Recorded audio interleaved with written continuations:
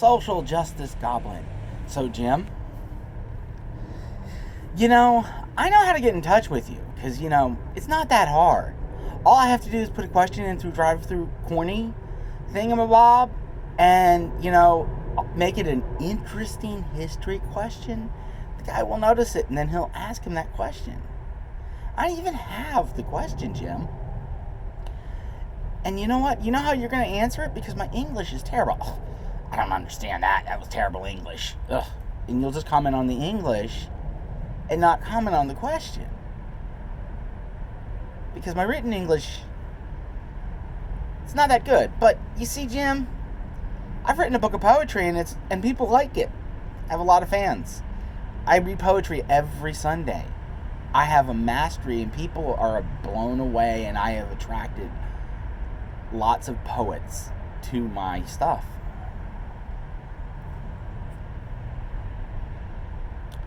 So, yeah, but when I write English, I'm trying to write it poetically, and it just, and I can't spell. Alright. So this is the question. It's a pretty simple question. Did Mexican wrestling evolve by itself and US evolve by itself independent of each other? Or did the US teach the Mexicans the thing, and then the Mexicans took it in their own direction? Jim at that point would probably be like, I don't know. Or just scream, "You're an idiot." Right, Jim? And the beauty of these videos is Jim's never going to see them. So I can make promos for days on you, Jim. And have a blast. So anyways, to the point of this video, my final thoughts on that question. So, I think, wrestling was popular in America, and as it became more, as they stopped making it real and started fixing it and, developing the wrestling moves, I think the people that were doing wrestling in Mexico, there might have been none, or there might have been a different type of fighting. It might have been boxing. It might have been, I don't know what the fighting was like in Mexico, but at some point, they introduced it to Mexico, and the Mexican people studied it, and from there, they kind of split off personality-wise. Mexico went more in an entertainment direction, and professional wrestling went more in a sport direction.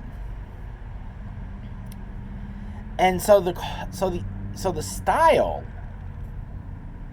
evolved in its own right for both the U.S. and Mexico. Those evolved separately of each other and were unique to their region. However, the moves and such, there was a lot of cross-training going back and forth, because there would be Mexican wrestlers that would come to America, sort of like how Japanese wrestling in America stays in touch with American wrestling, so that they can learn the moves.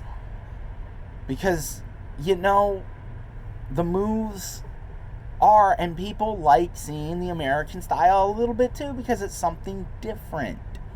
And I think right now AEW is trying to bring a heavy Mexican influence into it. And, the Jungle Boy, the Jungle Express, and the Lucha Libre guys, that had to be a Mexican style match.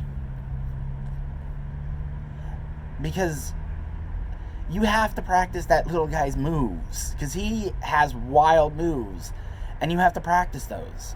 And so there could have been an injury while they were practicing his moves, and that's what they came up with. But but the influence of Mexican wrestling, because American audiences, remember, WCW, in one of their moments of what were they thinking, put a Lucha Libre show in front of, in Waco, Texas, and the people were just like, what the heck am I watching? This isn't a WCW. So, it's interesting to see now that Mexican, because Lucha Libre is big time pop culture, in Mexico, because I talked with a Mexican historian and he confirmed it. Yeah, I have at my smoking lounge, I have a friend who's his PhD in Latin American studies, and his specialty is Mexico. He even has been to Lucha, and he said they go crazy. So, but it's now their wrestling style is coming up and starting to influence, and also their style is starting.